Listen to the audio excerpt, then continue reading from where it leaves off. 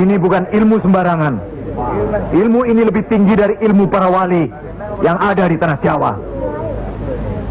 Karena sumbernya juga dari seorang wali yang ilmunya lebih hebat dari para wali yang lain.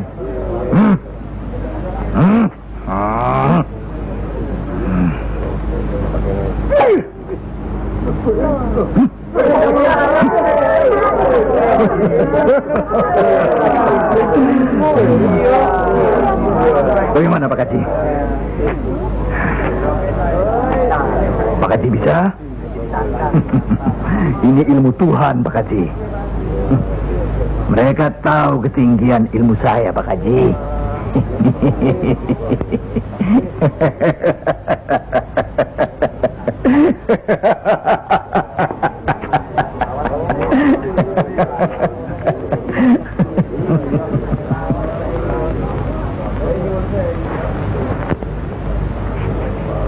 Telur-telur itu sudah waktunya menetas. Saya tahu. Tetaskanlah kalau bisa. Kehebatan saya Pak Haji sudah lihat kan? Coba sekarang Pak Haji. Insya Allah. Coba pindahkan telur-telur itu ke bawah pohon sana.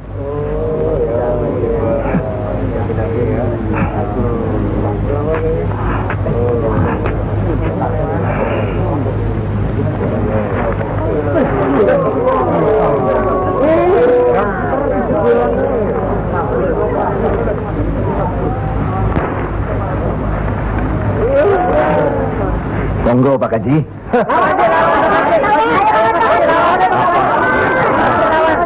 Hanya karena Allah semata. Silakan saja. Lihat ke telur-telur itu.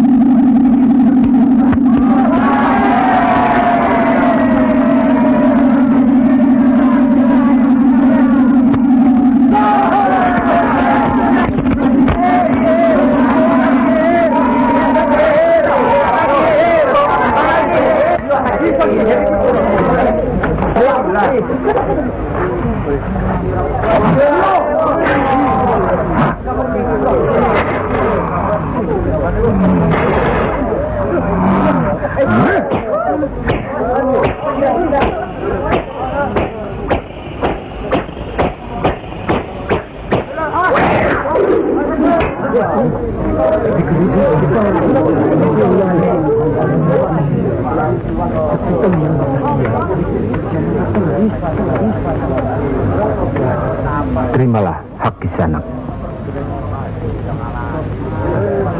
Ilmu tidak untuk diperagakan, tapi untuk diamalkan. Terimalah.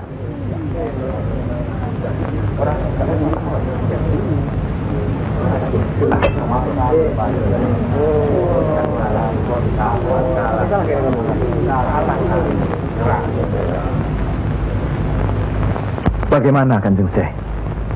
Kalau ada yang menyatakan Kanjeng Syekh bid'ah, murtad, musyrik dan tukang sihir,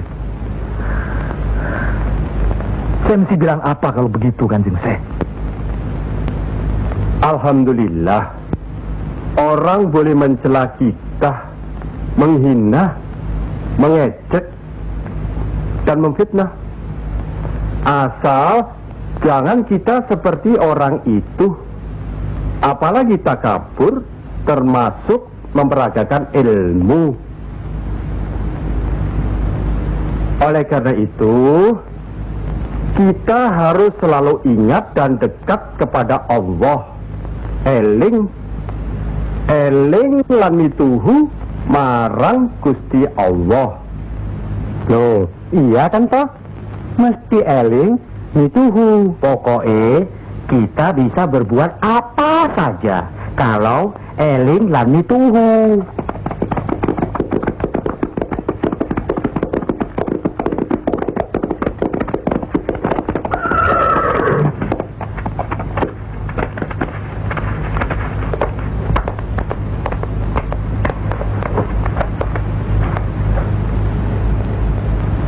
Mas kalian belum benar Islamnya.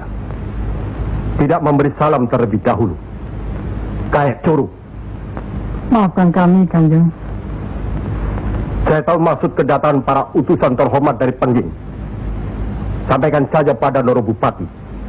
Saya mau bantu kalau urusan agama. Urusan pemerintahan, saya tidak mau ikut campur.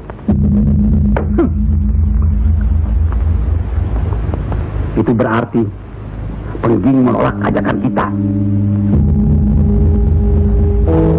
Gimana Paman? Jelas. Karena Pengging dan kelompok wali sedang main lihat-lihatan. Memang, apalagi tersiar berita bahwa para wali telah mencalonkan Raden Patah sebagai Sultan di Bintoro Demak. Apa maksudnya itu, Kanjeng? Itu satu taktik untuk mengizinkan jalan, karena beliau masih ada tetesan darah Majapahit.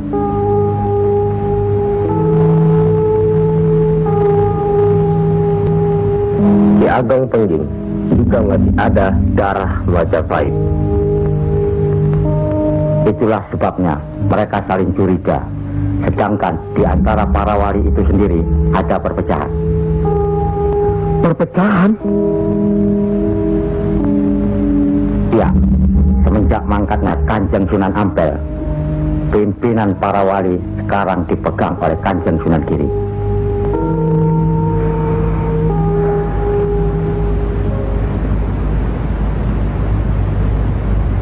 Saya tidak mengerti mengapa Dimas Sunan Kalijogo menggunakan ini. Apa ini ajaran Islam?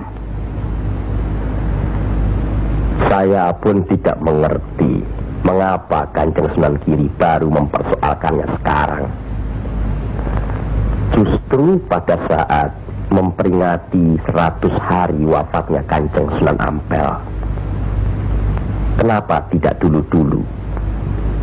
Ya, karena baru sekarang ini kita berkumpul tanpa ada orang lain di antara kita.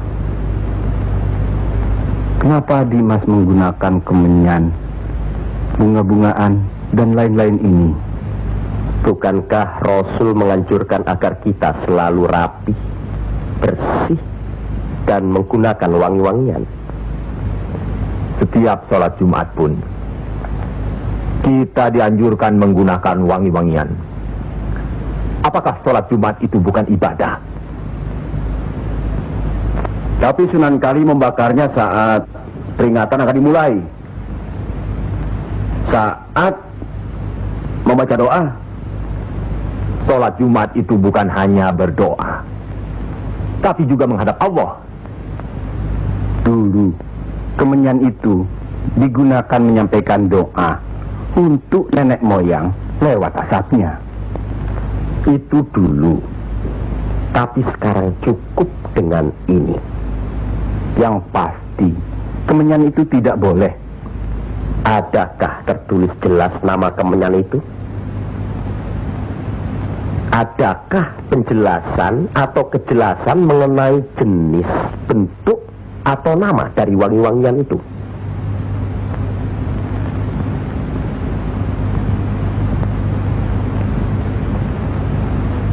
Kalau orang Jawa menganggap kemenyan, setangki, bunga-bungaan itu wangi, apa salahnya kalau mereka menggunakan?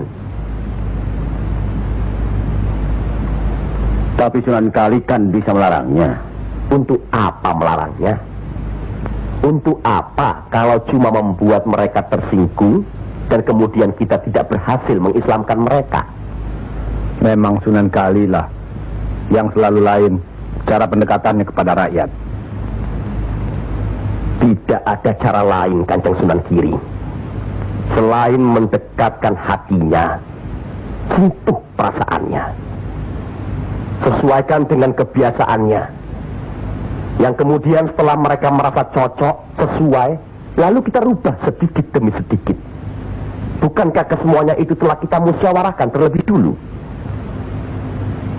Tapi ingat, janganlah merendahkan martabat Sunan Wali dengan berpakaian mulung seperti itu terus-menerus.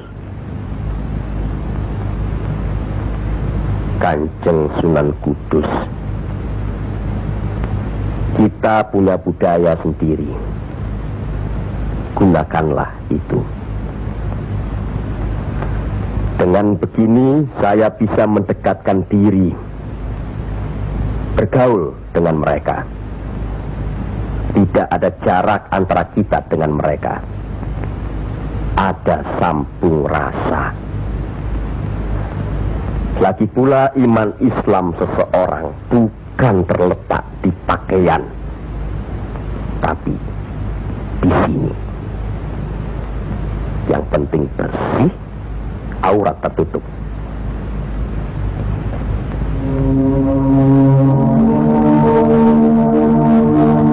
Hari ini setan-setan sedang bertengger di dada sedulur-sedulur.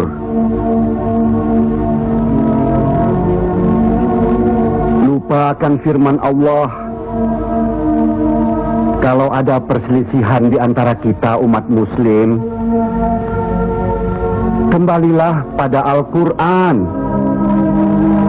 Kenapa sedulur-sedulur lupa? Kenapa?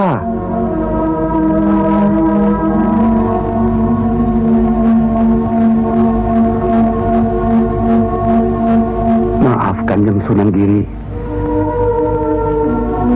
Mestinya hal ini tidak boleh terjadi. Apalagi Kanjeng Sunan sebagai pimpinan kami di sini.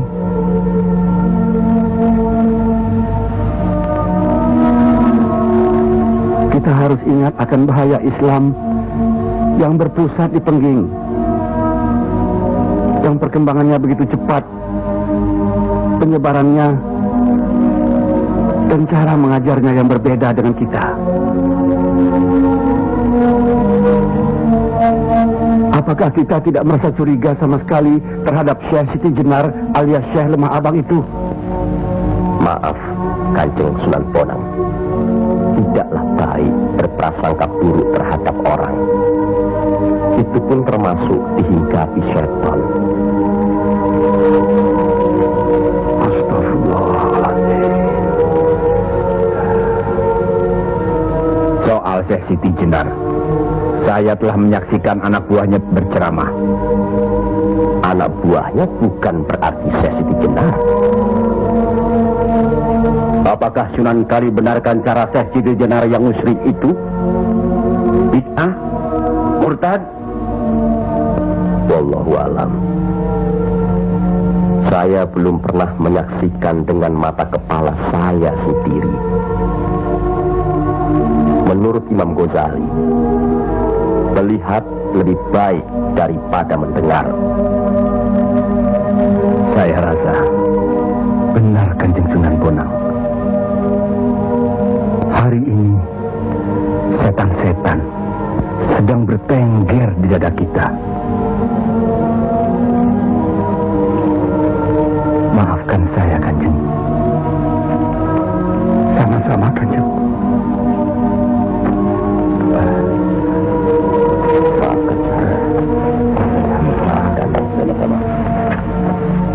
Maafkan, maafkan saya Sunan. Kanjeng Sunan Bonang. Sama-sama. Sunan Mulia, maafkan. Maafkan saya. Maafkan Kanjeng Sunan. Alhamdulillah. Maafkan Kanjeng Sunan.